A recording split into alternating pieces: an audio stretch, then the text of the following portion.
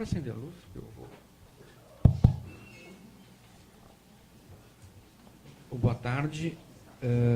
Antes de mais nada, agradecer ao professor José Vicente e os demais organizadores dessa escola de verão.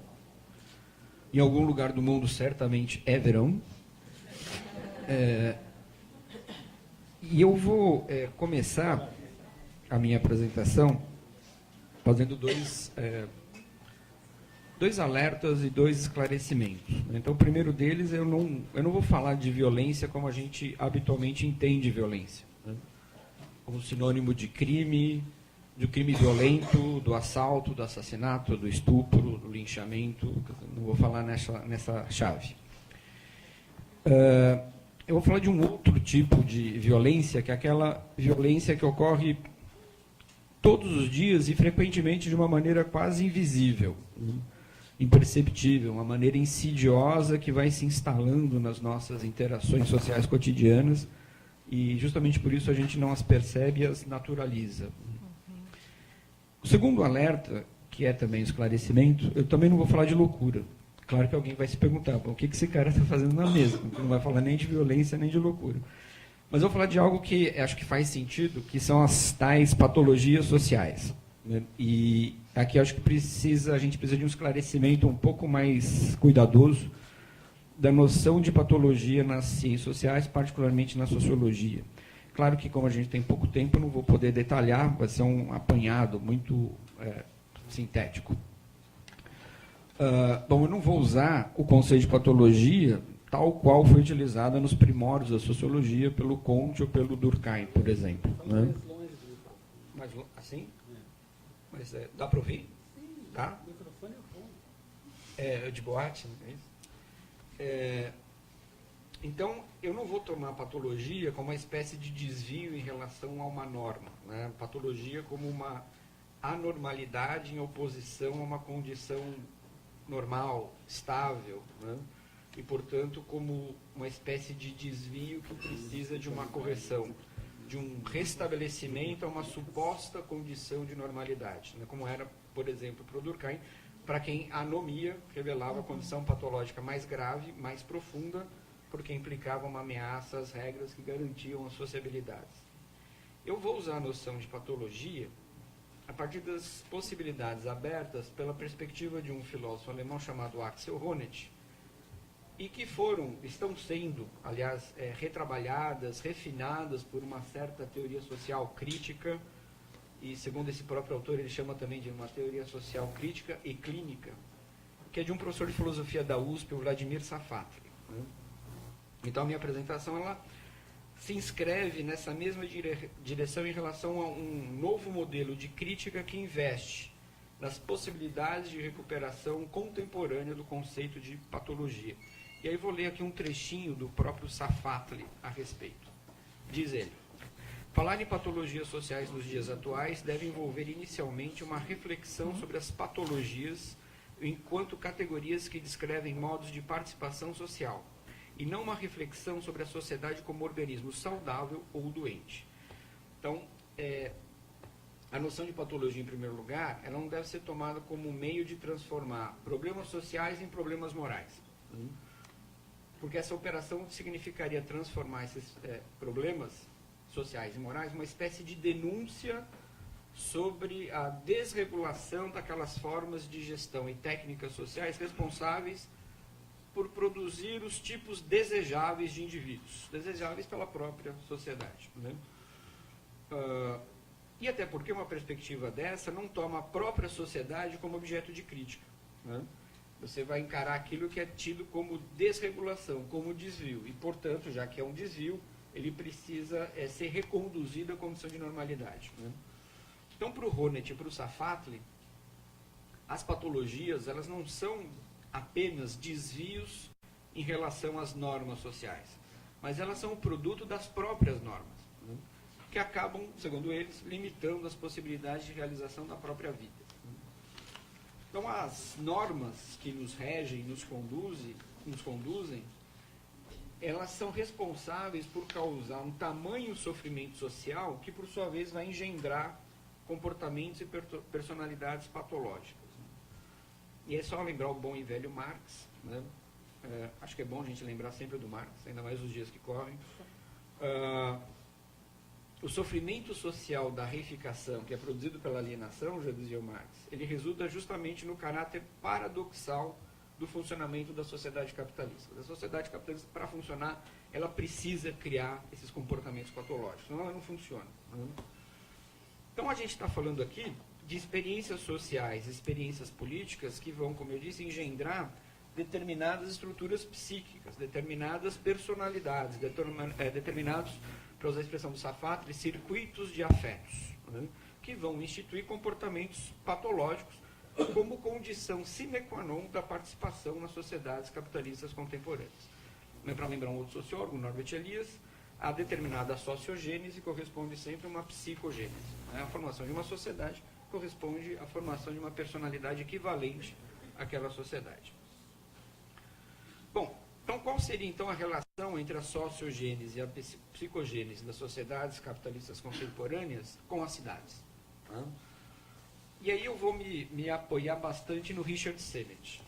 E é claro, o Sennett está falando de uma cidade, de uma modernidade que é ocidental. Então, segundo ele, a industrialização, ela crescente, acelerada, deflagrada pela Revolução Industrial, produziu igualmente uma revolução urbana. Então, só para dar alguns dados para ilustrar essa revolução urbana. Então, Paris, por exemplo, em 1801, ela tinha 547.756 habitantes. Em 1896, essa população chegou a 2.536.834 habitantes. Então, ela cresce ali 5 vezes, mais ou menos. Londres, também em 1801, tinha 864.825 habitantes. Em 1891, Londres vai atingir 4.232.118 habitantes. Então, cresce mais ou menos também umas 4 vezes, um pouquinho menos. No contexto latino-americano, e particularmente São Paulo, vejam só, em 1890, São Paulo tinha 239.820 habitantes. Em 1953, 2.609.600 habitantes. Cresce 10 vezes. Né? Então, você tem um crescimento espantoso num curto espaço de tempo que vai transformando a paisagem urbana dessas cidades. E esse mesmo fenômeno pode ser observado em outras cidades, em outras capitais. Né? Berlim, Nova York, Tóquio. Né? É um fenômeno recorrente. Segundo Sennett, a expansão das classes mercantil e burguesa tornou a experiência pública, ao mesmo tempo, muito rica, muito fascinante, mas, por outro lado, muito perigosa. E por quê, segundo ele? Porque as pessoas na rua passaram a se tornar inclassificáveis, né, desconhecidas umas em relação às outras, dada uma certa semelhança. A semelhança na forma de se vestir, a semelhança na forma de falar, a semelhança na forma de se comportar publicamente. Né? Então havia ali, segundo o Sennett, segundo o Elias também, um afrouxamento das posições sociais mais tradicionais. Então, se na sociedade de corte francesa era muito fácil você identificar quem era nobre ou quem era burguês, justamente por isso que eu acabei de citar, pela maneira de falar, pela maneira de se portar, pelos lugares que frequenta, pela maneira como se veste. Com essa revolução urbana e com esse afrouxamento, fica cada vez mais difícil identificar quem é quem, quais os seus pertencimentos. Então, a experiência urbana, como eu disse, ela era mais rica e, em alguma medida, era mais democrática, né? Porque essas distinções rotineiras, baseadas, por exemplo, na origem social, elas vão perdendo lugar. Né? Aí diz o Sennett, bom, então é preciso encontrar uma maneira de lidar com essa miríade de tipos sociais que ocupam a cidade. Até porque, com o desenvolvimento dos meios de comunicação e de transporte, as pessoas vão se locomovendo no interior da cidade. Das regiões mais afastadas para o centro, do centro para as regiões mais afastadas, de uma cidade para outra. Né? Bom, então como lidar com isso? Já que eu não identifico mais tão facilmente quem é quem, quais estratégias a gente poderia desenvolver para poder garantir alguma sociabilidade? Aí vai dizer o Sennett, o que ele chama de performance socialmente ratificada do ator, que nada mais é do que a gente se comportar como uma espécie de ator diante de uma plateia. E esse comportamento socialmente ratificado do autor implica, segundo o mesmo Sennett, uma certa indiscrição. Então, a regra no comportamento público, segundo ele, passa a ser a indiscrição. Lê também um trechinho do Sennett a respeito. Ele diz lá: a grande cidade baniu, então, conversas a respeito da personalidade como um meio de estabelecer um primeiro contato com os outros. Claro que o Sennett está falando de uma cidade que é lá no século XVIII, XIX, as cidades mudaram muito de lá para cá, mas algumas coisas ainda se mantêm, né? Esse certo distanciamento, ele ainda é importante para garantir alguma sociabilidade. Então, imaginem, né, aqui está lotado, não sei se todo mundo se conhece, alguém senta do lado do outro, as pessoas não se conhecem, aí puxa um papo. Né? Pô, o dia hoje está bacana, está sol, está mais quente. Então, eu tomei um pé na bunda da minha namorada. Você vai olhar para o cara que você nunca viu na vida, eu desconfio que a interlocução não vai ter continuidade. Né? Então, esse distanciamento para pessoas desconhecidas garante, segundo o Sennett e outros tantos autores, alguma sociabilidade, alguma possibilidade de interação social. Né? Então, essa representação social acaba promovendo uma espécie de distanciamento do eu, uma espécie de ocultamento do eu. Então, desse modo, tal como os atores de teatro, as pessoas vão se tornando sociáveis sem revelar coisa alguma uma sobre as outras, né? Sobre a sua intimidade. Então, a sociabilidade passa a se dar em bases impessoais. No entanto, vamos dizer, o Sennett, o Zimmel, o Christopher Lasch, que a personalidade individual, aos poucos, ela vai ganhando espaço, vai ganhando terreno e vai se transformando num princípio organizador e regulador das relações sociais. Bom, e por quê? Porque a partir do século XIX, o espaço público passou a ser definido e encarado como espaço da renúncia. Renúncia à liberdade, renúncia ao desejo, renúncia à individualidade. Né? Justamente esse distanciamento em relação ao outro passa a ser mal visto, segundo esses autores, a partir do XIX. Então a personalidade vai ganhando terreno e do XIX em diante, ela vai se convertendo numa categoria social. Então o espaço privado começava a ser encarado, então, como espaço da liberdade, principalmente a liberdade das emoções. E o espaço público passava a ser visto como espaço das restrições. É o espaço da vigilância, é o espaço das aprovações e das desaprovações. Então o espaço privado vai se convertendo no lugar que se podia manifestar livremente o meu eu, né, sem qualquer risco de aprovação ou censura. O espaço privado vai equivalendo ao espaço da autenticidade, em oposição ao espaço público, que passava a ser visto cada vez mais como locus da artificialidade. Então, à medida que as ruas começam a se encher de gente, as pessoas foram perdendo cada vez mais o contato funcional umas com as outras na rua. Então, a multidão de estranhos só vai crescendo, e com elas, a sensação, já foi dito aqui, de medo, diante desse desconhecido, diante dessa multidão. E, note-se, não é um desconhecido longínquo, né, mas é um desconhecido próximo, né, o forasteiro está ao nosso lado. Daí, então, dizem esses autores, o isolamento social, tanto das classes quanto dos indivíduos. Esse isolamento social vai se tornando, então, uma espécie de tendência. Daí, então, a ideia de esfera privada como abrigo, como lugar do repouso, do acolhimento, como refúgio. Enfim, é o refúgio contra a vida pública, que é impessoal, burocratizada, altamente regrada, altamente ritualizada. E aí começa a nascer, então, a ideia de esfera privada como lar. Né? E no bojo dessas transformações, a família vai aparecendo como um agente de estabilidade em meio à instabilidade da vida pública. Por isso essa família vai sendo reificada em termos como família modelo, família estruturada, você já deve ter visto em desenho animado Lar do Oscilar, né? Fórmulas ideológicas que vão fortalecendo o ideal burguês de indivíduo. Então, a partir do XIX, a heterogeneidade e a complexidade passam a ser vistas como inimigos daquele caráter supostamente estável e durável das relações pessoais. A complexidade vai se tornando uma ameaça à personalidade e deixa de ser uma experiência social desejável. Então, as relações sociais, elas tendem a se tornar, consequentemente, mais homogêneas, padronizadas, eliminando as diferenças dos círculos sociais que as pessoas buscam constituir. Então, o que a gente observa a partir do XIX é o desenvolvimento intenso de um processo de individualização que vai continuar no século XX e XXI e vai se aprofundando cada vez mais e causando consequências sociais talvez trágicas. Né? Então, nas sociedades capitalistas, o equilíbrio social vai sendo adquirido graças ao isolamento e à indiferença. Vai gerando uma espécie de apatia dos sentidos. uma insensibilidade em relação aos outros, uma espécie de anestesiamento quanto à dor alheia. E esse torpor vai sendo aliviado e mesmo recompensado mediante o desenvolvimento de uma ideia absolutamente individualizada de conforto. Então, o conforto se associa à liberdade do movimento, ao relaxamento do corpo, à liberdade de falar o que se pensa sem qualquer restrição. E onde a gente faz isso? Na esfera privada. Só que esse princípio passa a ser transportado para a esfera pública. Então, um sociólogo como o Zimmel, citado aqui pela Vanessa, vai dizer que a grande cidade moderna, ela se alimenta quase completamente da produção para o mercado.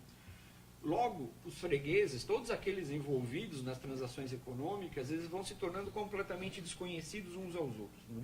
E com isso, ao longo do tempo, os interesses de ambas as partes ganham, segundo ele, uma objetividade impiedosa. Né?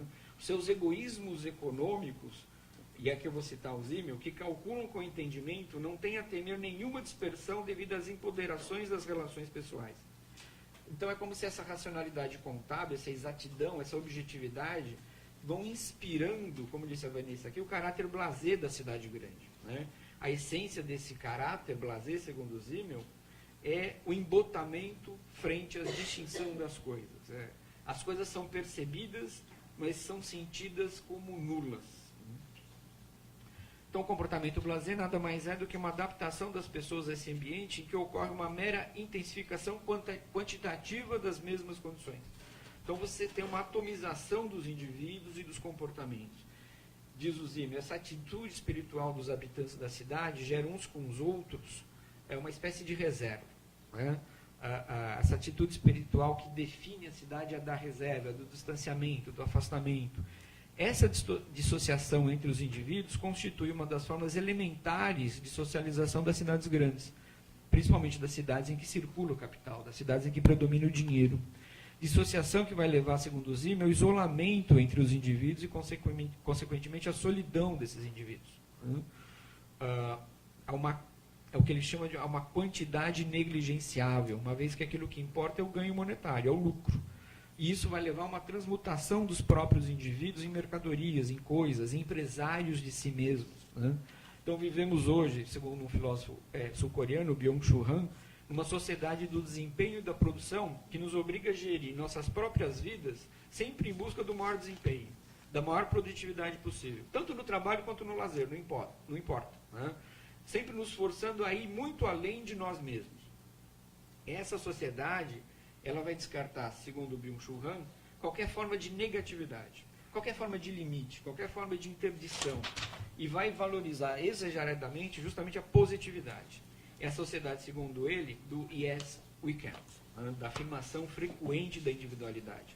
É uma sociedade cujo fundamento é o caráter de positividade da sociedade de desempenho.